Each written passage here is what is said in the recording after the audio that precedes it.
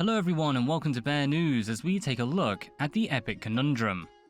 Within the gaming industry, Steam has been the driving force for all PC gamers for a considerable amount of time now.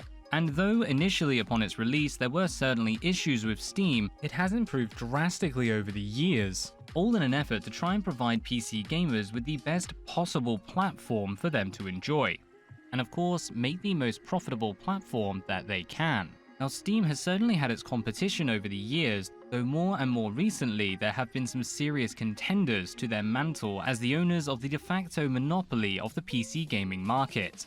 And for today, we'll be viewing this turmoil through the lens of the release of Troy Total War. Released in August of 2020, Troy Total War was released as part of an exclusivity deal with Epic Games. This deal of exclusivity was to last for 1 year before Troy Total War would be able to be released upon other platforms. As part of this exclusivity deal, for 24 hours, Troy Total War was released for free over on Epic Games.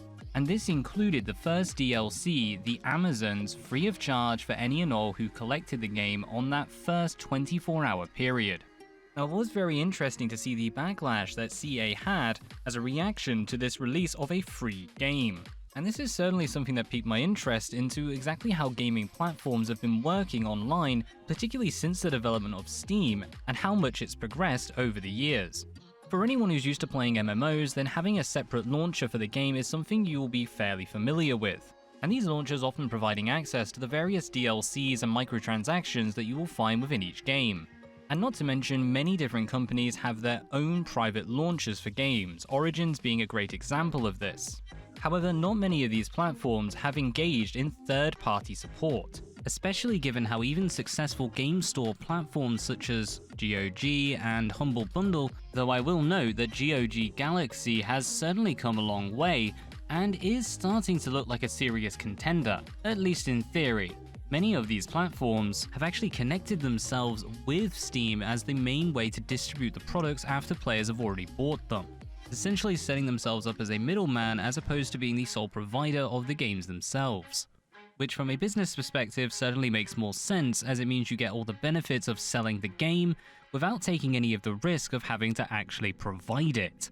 Not to mention removing all the expense of running these servers and allowing people access to download it.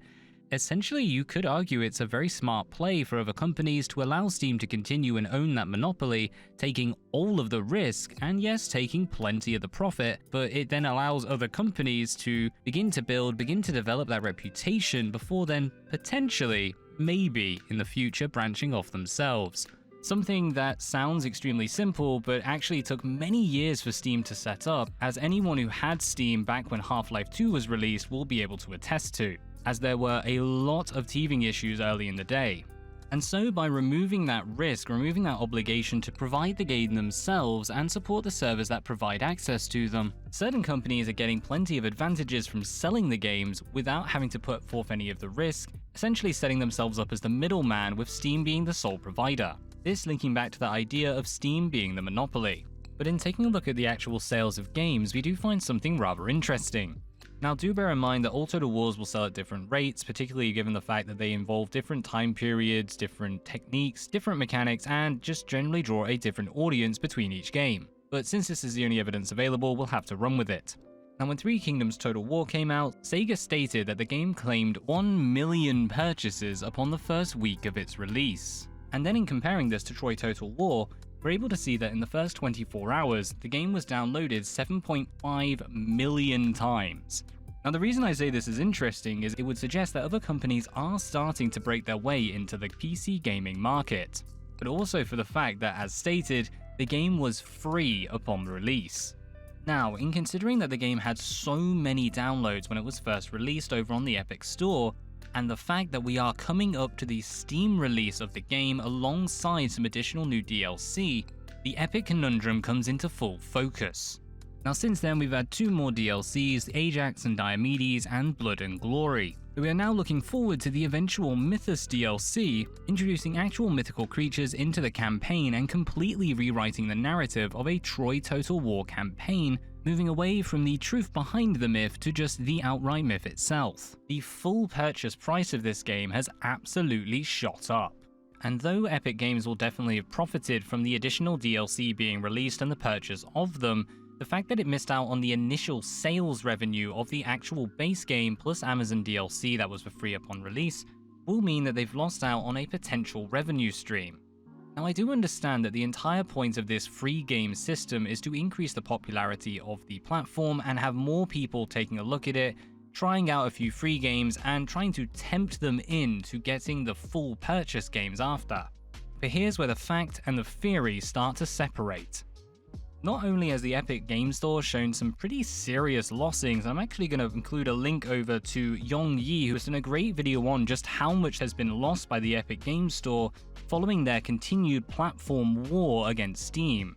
But we also see many people who, although getting the game for free over on the Epic Store, are actually contemplating buying the game when it comes out for Steam because they would prefer to have the game and its DLCs alongside the rest of their gaming library, as well as having better access to the Steam Workshop, despite the fact that the Epic Store does have access to modding on it, but also gaining access to the multiplayer side of Total War that comes along with playing on Steam.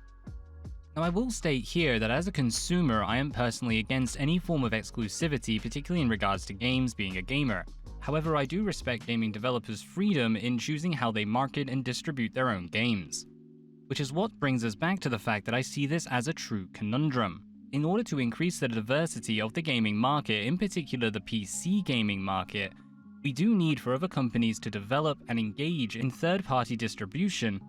However, as we've seen with Epic, in particular regards to Troy, this doesn't always work in favor and often comes with backlash from the gaming community. And in fact, if we take a look at the figures in regards to Steam's popularity, we can see that not only does Steam hold the vast majority of PC gamers, but actually outweighs the distribution of games from both Xbox and PlayStation combined. But we'll come back to that soon. But when specifically considering the PC market, then we have to consider the platforms at hand. And with other platforms predominantly being set up to provide games from a singular publisher, Epic and Steam are appearing as the main two contenders for the provision of a wider variety of games to a library. And through the limitations imposed by having a singular platform for their distribution, only a handful of games will be able to be promoted at any one time, as similar styles of game will be promoted under the same category, meaning that more people learn about the same games each and every time. Meaning that increasing the amount of platforms from which games can be purchased, we will also be able to increase the diversity and awareness of games as they're developed. However, the way in which Epic has been going about increasing its notoriety within gamers is itself rather questionable indeed. The use of exclusivity, timed or permanent, is still preventing players from gaining access to the games they wish to play. This, once more looking at our console wars, is something most gamers are far too well accustomed to, and has often been argued as being anti-consumer in itself. It also acts at the expense of the developers. Now, for those who don't know, when a game is released onto Steam, the developers will sign over 30% of their revenue directly to Steam. And looking at an article by Tyler Wilde over on PC Gamer, we can see that developers are starting to consider their options, with the Epic Game Store actually setting its fees at 12% in an act, and I quote, directly challenging Steam, GOG, and the Apple and Google App Stores. Now, I will state right now that I'm not calling any company out on their conduct, nor saying that any of these situations is horrendous and we should all fall to arms, because very simply, it's not horrendous. This is simply business and how it works. What I will say though is that it is rather interesting to see it developing as it is happening. This is a very unique situation and something that hasn't happened before in gaming. And this being because, unlike in the console wars when it comes to PC, all developers and platforms are fighting for the same user base, and thus changing the rules of engagement entirely. Having multiple platforms available to us on PC gaming is something that really is brand new, as the console wars of old are replaced by the platform wars. And though Steam has certainly had its tenure at the top, it will be very interesting to see just how long they hold that title, not to mention just how much power will be disseminated over the coming years, as we've already seen casual gaming markets fall almost exclusively towards handhelds. But I'd really love to know what you guys think. How many of you are really thinking to remain on Epic and continuing to use the free game as it is? How many of you are thinking of staying with Epic and buying the DLC? and just how many are thinking of just buying the game outright, brand new over on Steam. I've got to say, this has been a really interesting time to look at the Total War community, but also to look at the gaming community in general, in seeing how people have reacted to the introduction of multiple platforms. The fact that Steam basically has a monopoly over games is kind of ridiculous, and something definitely does need to change in introducing multiple alternatives to their setup. And it's on that note that I am left wondering about how many players actually play outside of Steam. As returning to those statistics from January 2021, we can see that Steam has outdone the player base of both PlayStation and Xbox combined. Steam has managed to surpass 120 million monthly active players, whereas PlayStation sits at 102 million and Xbox Live at 90 million. With the company even seeing a break in its current record of concurrent players on January the 2nd at over 25 million concurrent users. Now, sure, some of this has to do with a certain 2020-2021 situation, but that doesn't account for the fact that one company truly does own a massive proportion of the gaming industry. Now, initially, I've always seen this as simply, they did a good job and they've continued to do a good job. And as such, Troy works as a rather interesting microcosm for the general zeitgeist surrounding the gaming industry and the multiple platforms available. Now, it is interesting to note that when CA announced that they'd be bringing the game over onto Epic Games, particularly for the fact that it was a timed exclusive, so many of the community actually saw this as a betrayal. And somehow the fact that the game came out for free was not really enough to make up for the fact that they'd be bringing out a game exclusively on a platform that was not Steam, despite the fact that for many years, Total War had been exclusive to Steam, and the fact that the game would eventually be brought over onto Steam following the 1-year exclusivity. It truly does make you wonder just what power Steam has over the gaming community. As even I myself found myself somewhat annoyed by the fact that I was annoyed the game was being brought out on Epic Games, and now am annoyed at the fact that the game is being brought onto Steam, though I'll have to pay full price alongside the DLC, whereas I could simply get the DLC on Epic.